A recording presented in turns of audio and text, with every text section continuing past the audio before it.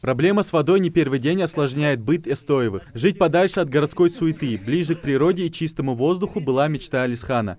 5 лет назад он со всей семьей переехал в новый дом в селении Барсуки. Отсутствие живительной влаги не просто приносит неудобства, но и сильно бьет по семейному бюджету.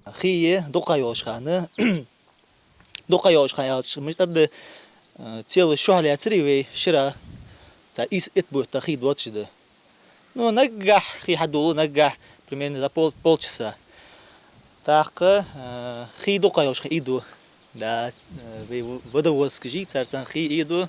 Но каждый раз не получается, иди, я не лучше. Обол бежевари, от Мадрида. С хозяйством, дохан тук хамил жвар. Надо ехать, я не лучше, дать. Алисхан большой любитель природы.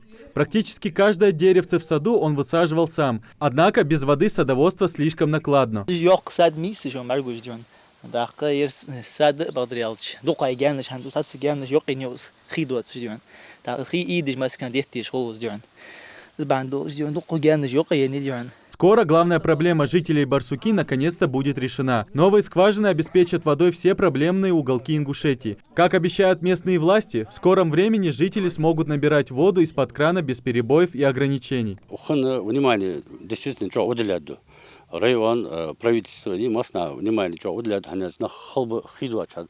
А дела, маляматик, име, это маляматик, духнах ба, вот она хида стол. Хи халт, яхми, вообще адвал хи.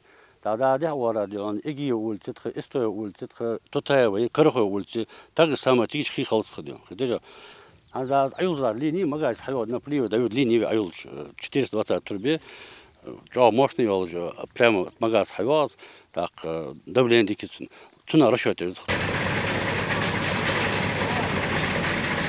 Работа кипит.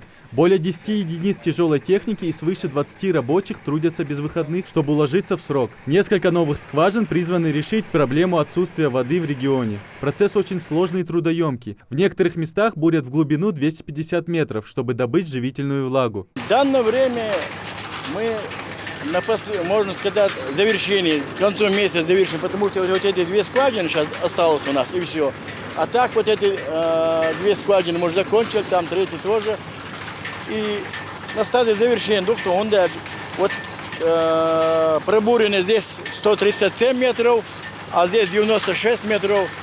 Вот эта скважина должна быть 120 метров, а там 250. Работу по строительству и бурению скважин взял на себя благотворительный фонд «Память». Средства выделены компанией «Роснефть», а в Ингуш-регион водоканале позаботится, чтобы до жителей доходила чистая, качественная вода. Так, озеро наплива, самый основной наплива, Газиюрт и Барсуки.